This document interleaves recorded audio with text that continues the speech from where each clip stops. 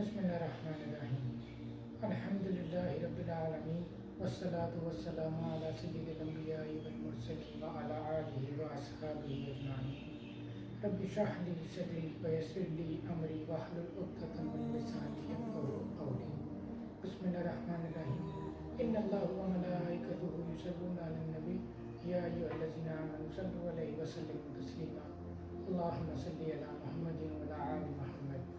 بسم اللہ الرحمن الرحیم۔ آج بہت عرصے بعد میں ایک ویڈیو بنا رہا ہوں کیونکہ ابھی میں اے لیولس کا اسٹوڈنٹ ہوں، تو میرے مارکس وغیرہ چل رہے تھے، پھر میرے کیمبرج کے ایگزامس تھے جو کہ اب کینسل ہو گئے ہیں، تو مجھے وقت ملا ہے کہ میں واپس ویڈیوز بنا سکوں، اور اب انشاءاللہ اس کام کو واپس جاری رکھوں گا، کوشش کروں گا اس میں کوئی گیپ نہ آئے۔ تو ابھی پچھلے کچھ دنوں میں جیسے ہمارے ابھی کیمبرج کے ایگزامس کینسل ہونے کی بات ہو رہی تھی، تو دو پارٹیز بنی ہوئی تھی پاکستان میں، ایک تھی اسٹوڈنٹ باڈی، ایک تھی گورنمنٹ۔ اسٹوڈنٹ باڈی جو ہے وہ چاہتی تھی ایگزامس کینسل ہوں، گورنمنٹ چاہتی تھی کہ ایگزامس ہوں، ویسے اب تو کینسل ہو گئے ہیں لیکن گورنمنٹ چاہتی تھی کہ ایگزام کینسل نہ ہوں، بچے بغیر ایگزام کے پاس نہیں کیے جائیں، بچوں کو ایگزامس لینے چاہیے۔ ان کے پاس اپنی وجوہات تھیں، بچوں کے پاس اپنی وجوہات تھیں، میں ابھی اس کو ڈسکس نہیں کر رہا، لیکن ایک چیز جو بہت مجھے بری لگی ذاتی طور پہ وہ یہ تھی کہ جو ہمارے ایجوکیشن منسٹر ہیں شفقت محمود صاحب، لوگ ان کی ذاتیات پر اتر آئے، ایک اس مسئلے کے اوپر ان کی وزارت سے کوئی اختلاف رکھنا یا ان کے کام کرنے کے طریقے سے یا ان کے ڈیسیجن سے، یہ ہمارا حق ہے، یہ ہمارا جمہوری حق ہے، ہم ڈیموکریسی میں رہتے ہیں، ہر کسی کو ان کی رائے رکھنے کا بولنے کا حق ہے۔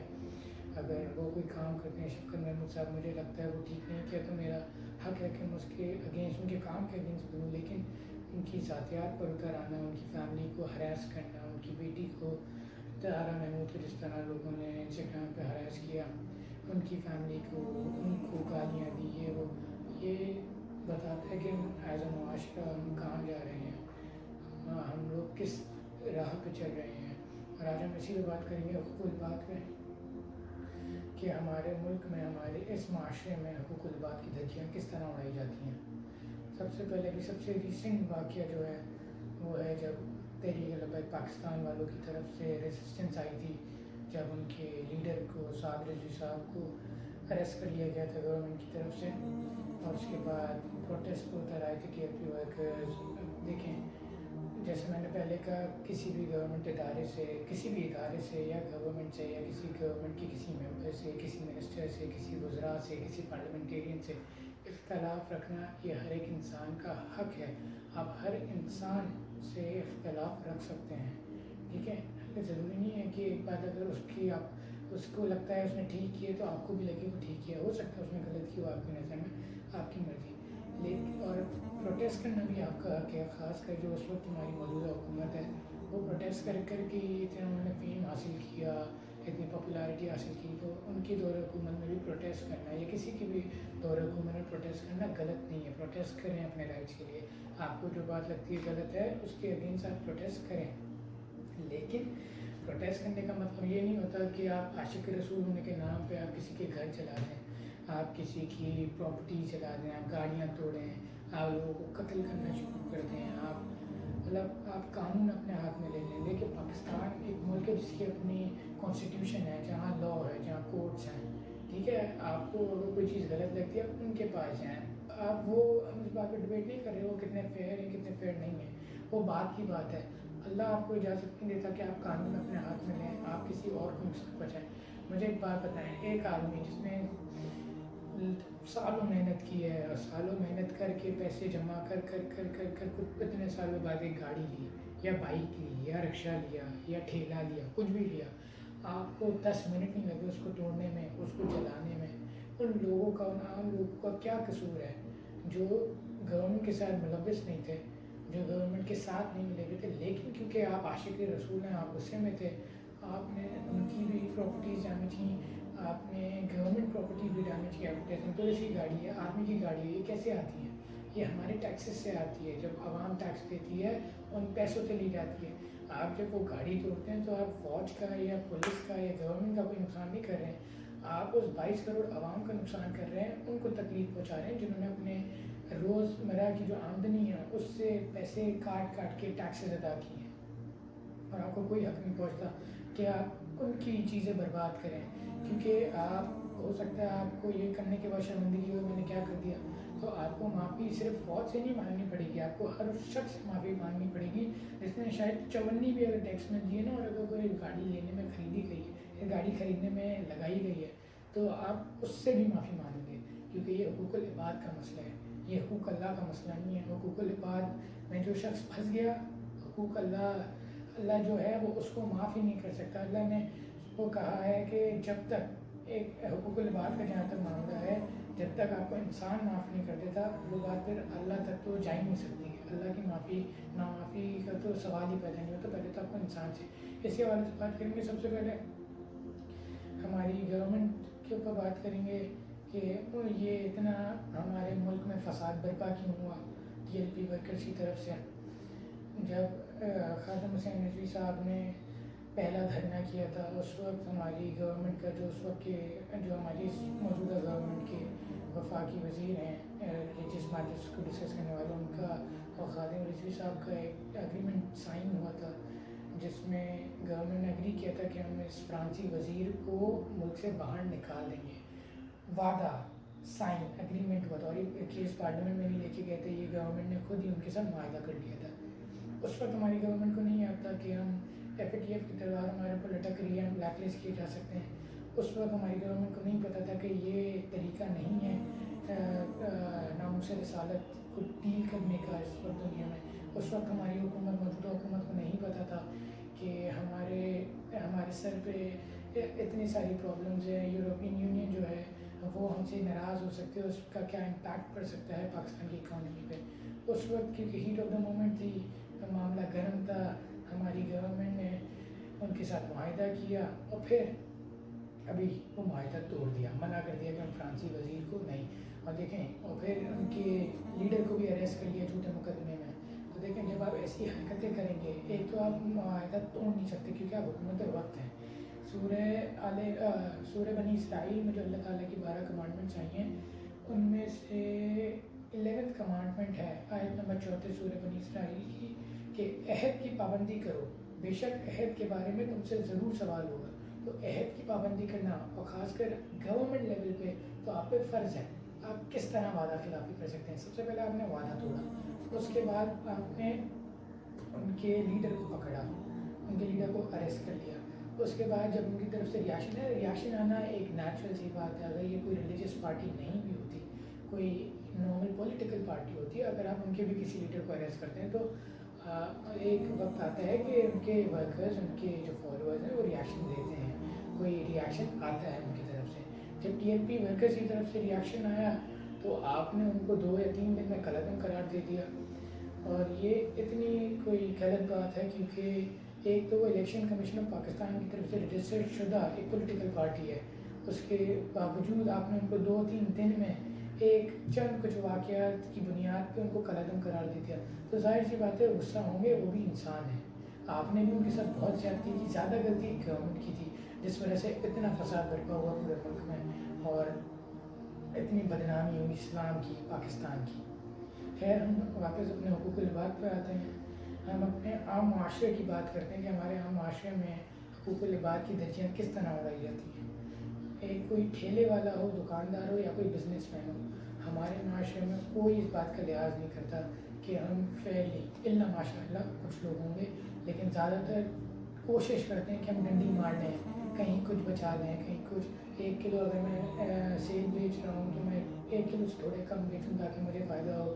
میں کوئی اگر چینی بیچ رہا ہوں 10 کلو تو میں 10 کلو سے تھوڑی کم بیچوں تاکہ مجھے فائدہ ہو، اور ان لوگوں کو نہیں پتہ اس کا عذاب کتنا ہے۔ ہمارے معاشرے میں ناپ تول میں کمی کرنا، کسی بھی چیز کی، دودھ ہو، پھل ہو، کوئی بھی چیز ہو، بڑے لیول سے چھوٹے لیول سے بڑے لیول تک، ہمارے یہاں ہر جگہ ڈنڈی ماری جاتی ہے، اور یہ ہمارے یہاں فخر یہ بتایا جاتا ہے کہ یار میں نے اتنا فائدہ کیا، میں نے اتنا منافع کیا، میں نے یہ کیا وہ کیا، جبکہ ہمیں پتہ ہی نہیں ہے کہ یہ کتنا بڑا ہم اپنے سر پہ عذاب لا رہے ہیں۔ حضرت شعیب علیہ السلام کی قوم جو تھی اس کے اوپر عذاب آیا ہی اس لیے تھا، اس پہ اللہ کا عذاب ہی اس لیے آیا تھا کیونکہ وہ ناپ تول میں کمی کرتے تھے، وہ ڈنڈی مارتے تھے. کیونکہ اللہ نے اس امت سے، اللہ کے نبی سے صلی اللہ علیہ وآلہ وسلم سے وعدہ کیا ہوا ہے کہ اجتماعی عذاب تو اس امت میں نہیں آئے گا. تو اس لیے ہم شاید بچے ہوئے، ورنہ جتنی ڈنڈی اس امت میں اس وقت ہم لوگ مارتے ہیں، اللہ معاف کرے، اللہ چاہتا تھا ہمیں کب کا نیست نابود کر چکا ہوتا، لیکن ہم بچے ہوئے ہیں. اللہ مہلت دے رہا ہے کہ سدھر جاؤ سدھر جاؤ سدھر جاؤ، مگر ہم سدھرنے کو تیار نہیں ہیں. اسی بارے میں، ڈنڈی مارنے کے بارے میں اللہ نے پوری قرآن میں ایک سورت نازل کی ہے، سورہ مطففین. اس کی پہلی 9 آیتیں ہیں اسی چیز پہ. میں آپ کو پڑھ کے بھی سناتا ہوں. سورہ مطففین کی آیت 1 سے لے کے 9 تک.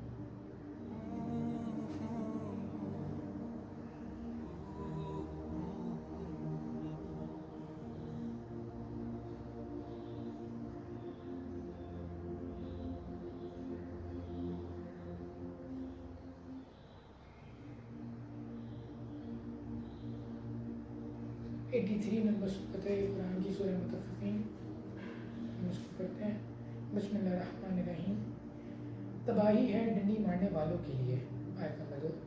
جن کا حال یہ ہے کہ جب لوگوں سے لیتے ہیں تو پورا پورا لیتے ہیں. آیت نمبر 3. اور جب ان کو ناپ کر یا تول کر دیتے ہیں تو انہیں گھاٹا دیتے ہیں، یعنی کمی کر کے دیتے ہیں. آیت نمبر 4. کیا یہ لوگ نہیں سمجھتے کہ یہ اٹھا کر لائے جانے والے ہیں. آیت نمبر 5. ایک بڑے دن. آیت نمبر 6. اس دن جب کہ سب لوگ رب العالمین کے سامنے کھڑے ہوئے، یعنی روز جزا کی بات ہو رہی ہے. آیت نمبر 7. ہرگز نہیں، یقیناً بدکاروں کا نام اعمال قید خانے کے دفتر میں ہے، یعنی سجین میں ہے.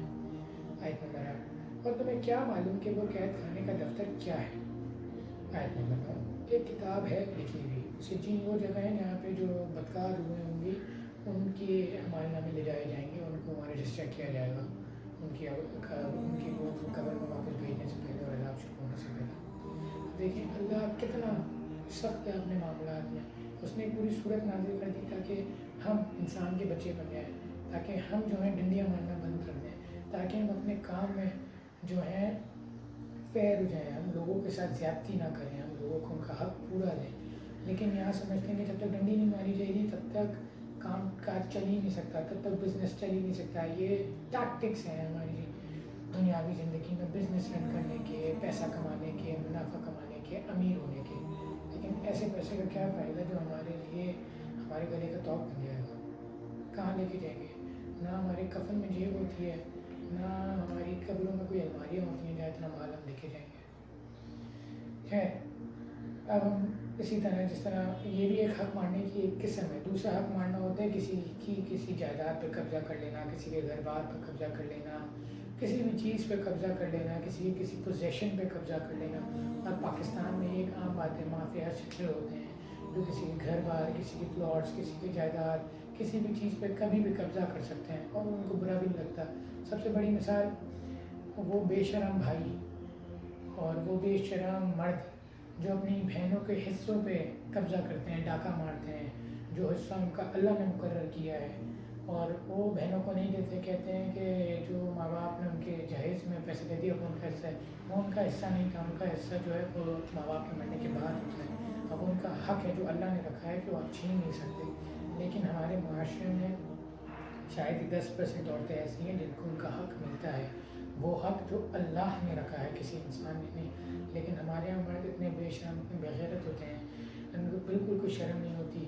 وہ کسی کا بھی حق کھا سکتے ہیں، وہ بہنوں کا حق کھاتے ہیں، بیویوں کا حق کھاتے ہیں، ہر طرح کا حق کھاتے ہیں، ہر لوگوں کا حق کھاتے ہیں. صحیح بخاری میں 3198 نمبر حدیث ہے. سعید رضی اللہ عنہ نے کہا بھلا کیا میں ان کا حق دبا دوں گا؟ میں گواہی دیتا ہوں کہ میں نے رسول اللہ صلی اللہ علیہ وآلہ وسلم کو یہ فرماتے سنا ہے کہ جس نے ایک بالشت زمین بھی ظالم سے کسی کی دبا لی، ظلم سے کسی کی دبا لی، تو قیامت کے دن 7 زمینوں کا توق اس کی گردن میں ڈالا جائے گا. بالشت ہوتا ہے اتنا، اس لینتھ کو کہتے ہیں بالشت، اتنی لینتھ کو. جس نے ایک بالشت پر بھی زمین ظلم کے ذریعے کسی کا حق مار لیا، قبضہ کر لیا، تو 7 زمینوں کا توق اس کے گلے میں ڈالا جائے گا. سوچیں یہ کتنا بڑا عذاب ہے. پھر صحیح مسلم میں حدیث ہے، یہ ایک ایسی حدیث ہے جسے میں جب پڑھتا ہوں یا سنتا ہوں میں کانپ جاتا ہوں. یہ صحیح مسلم میں ہے 309 نمبر اور 310 نمبر, دو اس کی روایتیں ہیں صحیح مسلم میں. میں آپ کو 310 نمبر پڑھ کے سناتا ہوں. حضرت ابو ہریرہ رضی اللہ عنہ سے روایت ہے کہ ہم نبی کی معیت میں خیبر کی طرف نکلے. اللہ نے ہمیں فتح عنایت فرمائی. غنیمت میں ہمیں سونا یا چاندی نہ ملا. غنیمت میں سامان, غلہ اور کپڑے ملے.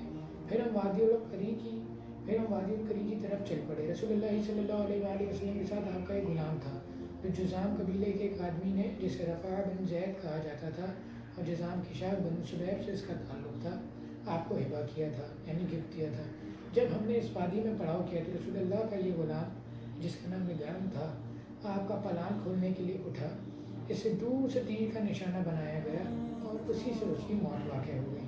صحابی رسول اللہ کے خادم تھے جنہیں تیر سے شہید کر دیا گیا. صحابہ کرام رضی اللہ عنہ نے کہا, اے اللہ کے رسول, اسے شہادت مبارک ہو. آپ صلی اللہ علیہ وآلہ وسلم نے فرمایا, ہرگز نہیں, اس ذات کی قسم جس کے قبض قدرت میں میری جان ہے. اوڑھنے کی وہ چادر اس پر آگ کے شعلے برسا رہی ہے جو اس نے خیبر کے دن اس کے تقسیم ہونے سے پہلے اٹھائی تھی. یعنی ان کے اس غلام نے خیبر کے دن, جب جنگ خیبر ہوئی تھی, جب اس کا مال غنیمت آ گیا تھا, اس دن بغیر بتائے کسی کو ایک چادر اس میں سے چوری کی تھی اور کسی کو بتایا نہیں تھا. اور پھر یہ شہید, اور پھر ان کا انتقال ہو گیا. تو صحابہ کو لگا, ہم میں سے بھی کوئی ہوتا تھا, ہم یہ کہتے کہ خادم میں رسول ہے, رسول اللہ کا پالان بچھاتے ہیں, رسول اللہ کی خدمت کرتے ہیں, رسول اللہ کے صحابی ہیں, تو بے شک جب شہید ہوئے تو جنت الفردوس میں جائیں گے انشاءاللہ. اور صحابہ نے بھی یہی گمان کیا اور صحابہ نے مبارکباد دی رسول اللہ کو. رسول اللہ نے کیا فرمایا کہ ہرگز نہیں, اس نے ایک چادر چرائی تھی جو اس کے اوپر آگ کی بنا کر ڈال دی گئی ہے. اور اس کے بعد آگے الفاظ ہیں کہ جس کسی نے بھی ایک رسی بھی اگر مال غنیمت سے بغیر بتائے چرائی تھی تو وہ اپنے گھر کو بھاگا اور وہ رسی لا کے رسول اللہ کے سامنے پیش کر دی کہ رسول اللہ, ہم نے بھی غلطی سے یہ چرا لی تھی, ہمیں معاف کیجیے. دیکھیں یہاں پہ کیوں, کیا رسول اللہ چاہتے تو دعا مانگ کے ان کا جو عذاب تھا وہ ختم کروا سکتے تھے. دعا مانگ لیتے کہ اللہ معاف کر دے میرے, کیونکہ میرے صحابی ہیں, میری خدمت کرتے تھے. لیکن نہیں, کیوں, مال غنیمت جو ہوتا ہے وہ کسی ایک انسان کا یا کسی ایک مخصوص پوزیشن کے لیے ایک آدمی کا نہیں ہوتا. مال غنیمت ہوتا ہے پوری قوم کے لیے.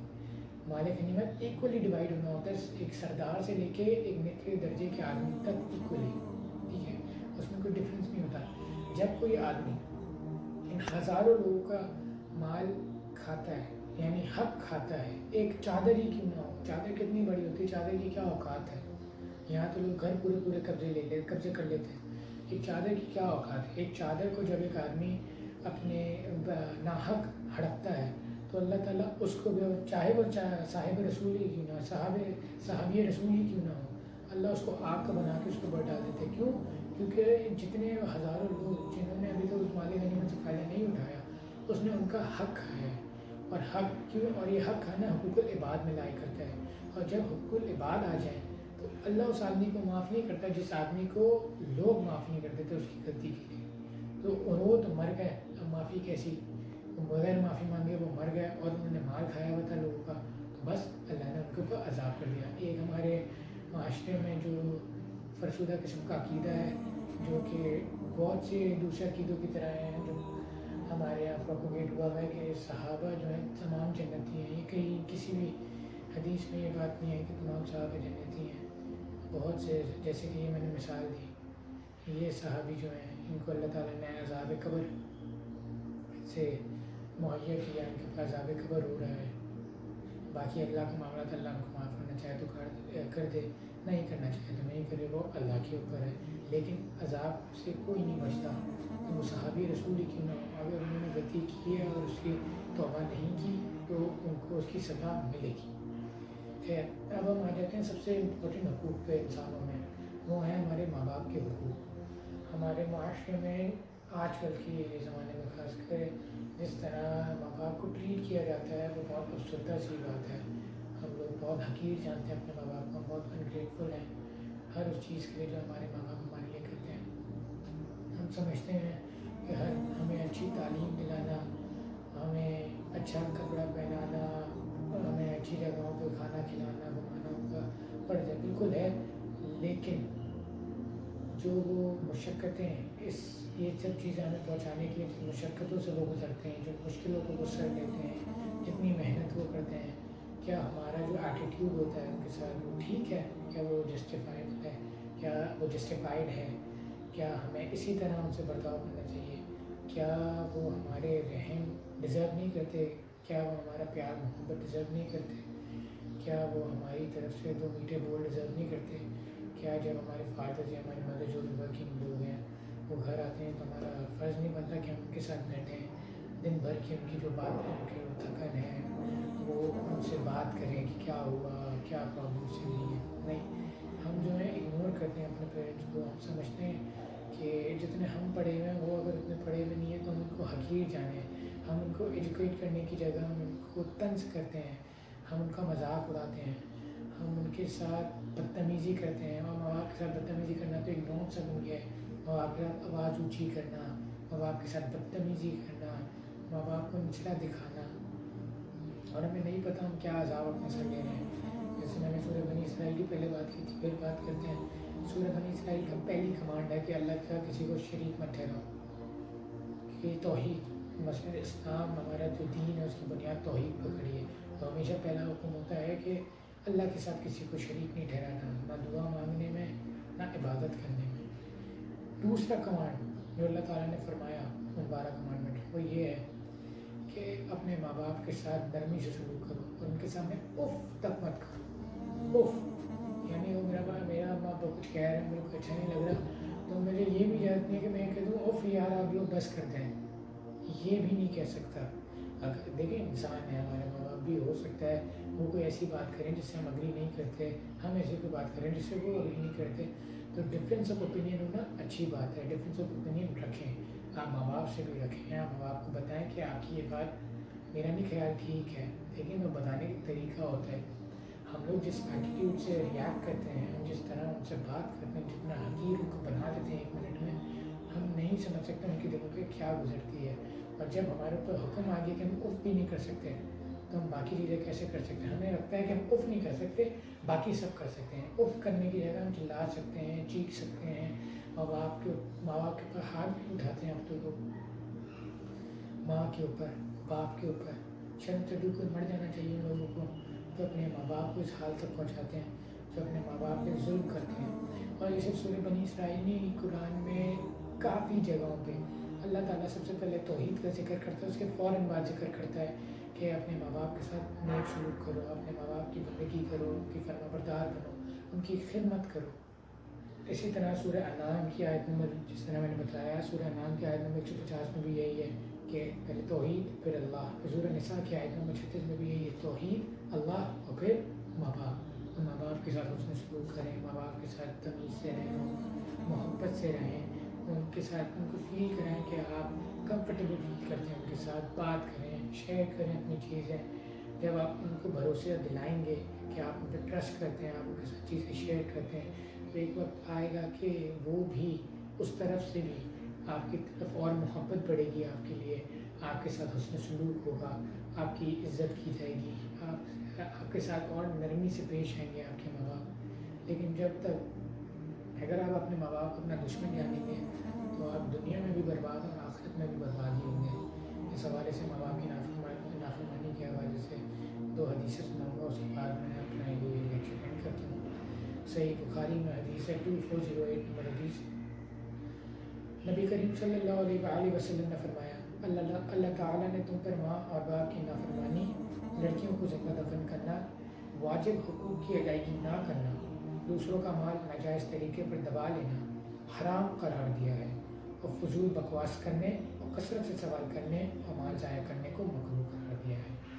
تو دیکھیں آ گیا حرام ہے، حرام. اور جو چیز حرام ہے، جس کی اللہ تعالیٰ کی طرف سے اور رسول اللہ صلی اللہ علیہ وآلہ وسلم کی طرف سے آرڈر آ جائے کہ یہ چیز حرام ہے، اس کو پھر بھی کرنا، یہ گناہ کبیرہ ہے. اور گناہ کبیرہ کے لیے اتنی وعیدیں ہیں قرآن میں. اگر ہم قرآن نصیحت کے لیے پڑھیں، صرف قرآن جو پڑھا گیا اس کو پڑھے کو اٹھا کے ہم پڑھیں تو ہمیں پتہ چلے گا ہم کدھر لائے کرتے ہیں، ہم اپنی زندگیاں کدھر لے کے جا رہے ہیں. ہم اپنے خود اپنے آپ پہ کتنا ظلم کرتے ہیں، خود کے کتنے بڑے دشمن ہیں، ہمیں پتہ چل جائے گا۔ اس کے بعد حدیث ہے 2654 نمبر حدیث، 2654 نمبر حدیث صحیح بخاری کی۔ رسول اللہ صلی اللہ علیہ وسلم نے فرمایا، میں تم لوگوں کو سب سے بڑے گناہ نہ بتاؤں؟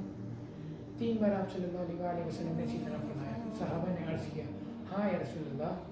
آپ صلی اللہ علیہ وسلم نے فرمایا، اللہ کا کسی کو شریک ٹھہرانا، یہ سب سے بڑے گناہ کے بارے میں آپ سے، اللہ کا کسی کو شریک ٹھہرانا، ماں باپ کی نافرمانی کرنا۔ آپ صلی اللہ علیہ وسلم اس وقت تک ٹیک لگائے ہوئے تھے، لیکن اب آپ صلی اللہ علیہ وسلم سیدھے بیٹھ گئے اور فرمایا، ہاں، اور جھوٹی گواہی دینا۔ یہ 3 اس میں سب سے بڑے گناہ ہیں۔ کیا کیا؟ اللہ کے ساتھ شرک ٹھہرانا، ماں باپ کے ساتھ نافرمانی کرنا اور جھوٹی گواہی دینا۔ دیکھیں، ماں باپ کے ساتھ آپ ڈس ایگری کر سکتے ہیں، لیکن ڈس ایگری کرنے کا مطلب نہیں ہے کہ آپ نافرمانی کریں یا بدتمیزی سے ان کو جواب دیں۔ یو کین ڈس ایگری ان اے وے کہ ان کو برا نہ لگے اور وہ انکمفرٹیبل فیل نہ کریں، اور ان کو ایسا نہ لگے ہمارا بیٹا ہماری بیٹی ہم سے بدتمیزی پہ اتر ہے، کیونکہ ہم نے اتنا ہلکا جانا ہوا ہے ان سب چیزوں کو، ہمیں پتہ ہی نہیں ہے کہ ان چیزوں کے لیے ہمارے اوپر کیا کیا عذاب آ سکتے ہیں۔ اللہ تعالیٰ کو ہم سیریس لینے کے نہیں تیار ہیں۔ اللہ اپنے معاملات میں بہت اسٹرکٹ ہے۔ قرآن 70% قرآن صرف اللہ کی وعیدوں کے لیے ہے۔ اللہ نے قرآن اتارا ہی صرف ڈرانے کے لیے ہے۔ اللہ تعالیٰ نے نبی کو فرماتا ہے کہ اے نبی صلی اللہ علیہ وسلم، ہم نے یہ قرآن آپ کی طرف وحی کیا ہے تاکہ آپ ڈر سنا سکیں۔ رحمتوں کا تو ذکر ہے، اللہ رحیم و کریم ہے، بالکل ہے، لیکن اللہ یہ بھی فرماتا ہے کہ لِمَنِ الْمُلْكُ الْيَوْمَ لِلَّهِ الْوَاحِدِ الْقَهَّارِ، اللہ قہار پہ بھی ہے، سب پر چھا جانے والا بھی ہے، اللہ مغنی بھی ہے، اللہ کو کوئی فرق نہیں پڑتا کوئی چلے مرے، اللہ تعالیٰ بے پرواہ ہے، اللہ مغنی ہے۔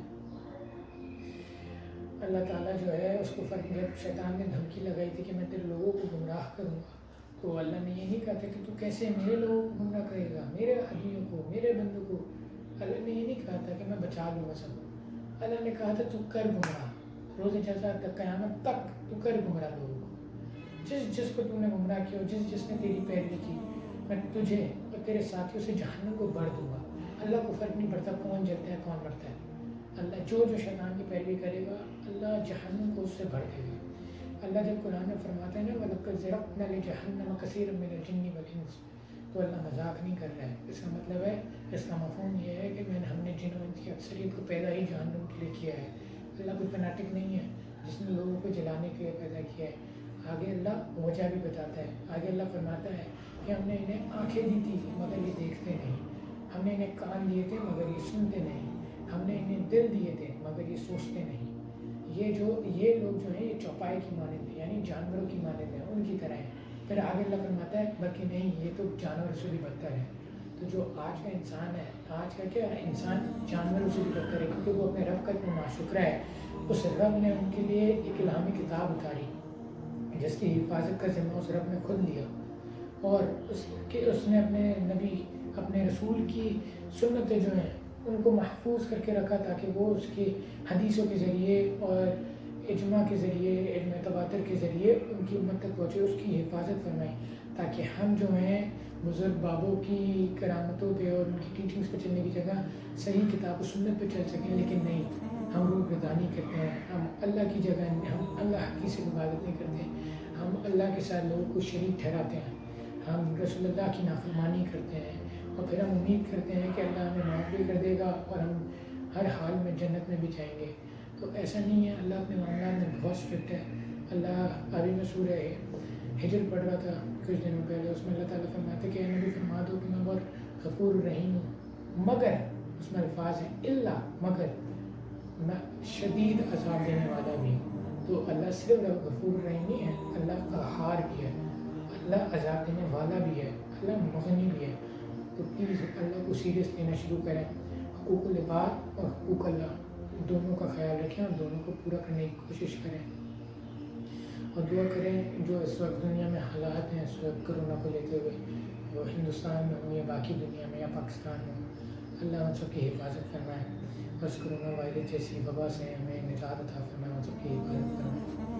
اگر میں نے کوئی بھی بات جس بات میں آ کے غلط کر دی ہو، اس سے میں کوئی غلط بات کہہ دی ہو تو اللہ مجھے معاف فرمائے، میں نے جو بھی ٹھیک بات کی اللہ وہ ہمیں قبول و منظور فرمائے، اللہ سے قبول مقبول فما ارحمهما رب ارحمهما كما ربياني صغيرا رب اجعلني مقيم الصلاة ومن ذريتي ربنا وتقبل دعاء ربنا اغفر لي ولوالدي وللمؤمنين يوم يقوم الحساب ربنا آتنا من لدنك رحمة وهيئ لنا من أمرنا رشدا ربنا آتنا في الدنيا حسنة وفي الآخرة حسنة وقنا عذاب النار ربنا ظلمنا أنفسنا وإن لم تغفر لنا وترحمنا لنكونن من الخاسرين اللهم أنت السلام ومنك السلام تبارك يا ذا الجلال والإكرام اللهم إني أسألك علما نافعا ورزقا طيبا وعملا متقبلا لا إله إلا أنت سبحانك إني كنت من الظالمين حسبنا الله ونعم الوكيل ربنا أفرغ علينا صبرا وثبت أقدامنا وانصرنا على القوم الكافرين ربنا لا تزغ قلوبنا بعد إذ هديتنا وهب لنا من لدنك رحمة إنك أنت الوهاب اللهم أجرنا من النار اللهم أجرنا من النار اللهم أجرنا من النار اللهم إني أعوذ بك من عذاب جهنم ومن عذاب القبر ومن فتنة المحيا والممات ومن شر فتنة المسيح الدجال اللهم من أحييته منا فأحيه على الإسلام ومن توفيته منا فتوفاه على الإيمان إن الله وملائكته يصلون على النبي يا أيها الذين آمنوا صلوا عليه وسلموا تسليما اللهم صل على محمد وعلى آل محمد سبحان ربك رب العزة عما يصفون وسلام على المرسلين والحمد لله رب العالمين آمين برحمتك يا أرحم الراحمين.